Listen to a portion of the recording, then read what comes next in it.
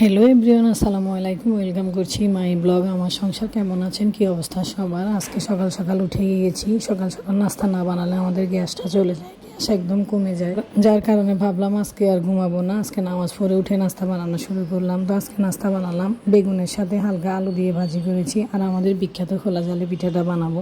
আর তাজা তাজা ভাজি আর খোলা জালি পিঠাটা আমার হাজব্যান্ড আমাদের অনেক পছন্দ। গরম গরম খোলা জালি পিঠাটা একটু কুরকুরে করে বানালে এত মজা, এত টেস্ট খেতে। তো যাই হোক, ফাইনালি ভাজিটা বসিয়ে দিয়েছি। আর বেগুন ভাজতে একটু সময় লাগে না, সাথে একদম পাতলা করে চিকন করে আলু দিয়েছি। বেগুনের সাথে আলুটা পাতলা করে চিকন করে না দিলে আলুটা সিদ্ধ হতে দেরি হয়ে যায়, সময় লাগে, বেগুনটা গলে যায়। তো যার কারণে আলুর সাথে বেগুনটা যেন সিদ্ধ হয় ঠিক সেভাবেই কাটতে হবে। তো আমার বেগুনও গলেনি, আলুও সিদ্ধ হয়ে গেছে। ভাজিটা এত পরিমাণে সুন্দর এবং মজা এবং টেস্ট হয়েছে, দেখলেই বোঝা যায়।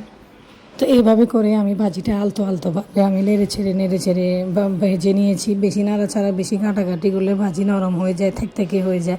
আর যেসব ভাজিগুলো গলে যায় ওইসব ভাজিগুলো আমার কাছে একদম খেতে ভালো লাগে না। আমার ভাজিটা যদি ঝরঝরে হয় তাহলে বেশি মজা লাগে। আর ভাজিটা হতে হতে পাশে চুলায় আমি গরম পানি করে নিয়েছি। খোলা জালি পিঠাতে গরম পানি না দিলে একদম হবে না। তো খোলা জালি পিঠার জন্য গরম পানি দিয়েছি। গরম পানিটা বলক আসলে আমি আটাটা করে নিব। আটাটা আগে ঠান্ডা পানি দিয়ে করে নিতে হবে, পরে গরম পানিটা ঢেলে দিতে হবে, না হয় আটা পারফেক্ট হবে না। আর আটাটা করার শেষে হলো ডিম দিয়ে দিতে হবে, তারপর যে আটাটা ডোটা হয়ে যাবে। আর খোলাটা ভালোভাবে গরম হতে হবে, গরম না হলে পিঠা একদম হবে না। তো কারা কারা খোলা জালি পিঠা বানাতে পারেন অবশ্যই আমাকে কমেন্ট করবেন, কমেন্ট করতে একদম ভুলবেন না। তো ভাজিটা হয়ে গিয়েছে, আমি ধনিয়া পাতা দিয়ে দিয়েছি, এখন আমি নামিয়ে নিব। আটাটাও আমার রেডি, এখন খোলা গরম দিব। খোলা গরম দিলে আমার পিঠাগুলো একটা একটা করে এরকম 8টা-10টা বানিয়ে নিব। তো বড় ছেলের জন্য, মেজো ছেলের জন্য কিছু আমি হটফটে রেখে দিব, কারণ গ্যাস চলে গেলে নাস্তা খেতে দেরি হয়ে যাবে। যার কারণে আমি হটফটে রেখে দিলে এটা উঠে ওরা পরেও খেতে পারবে, পিঠাটা ঠান্ডা হবে না।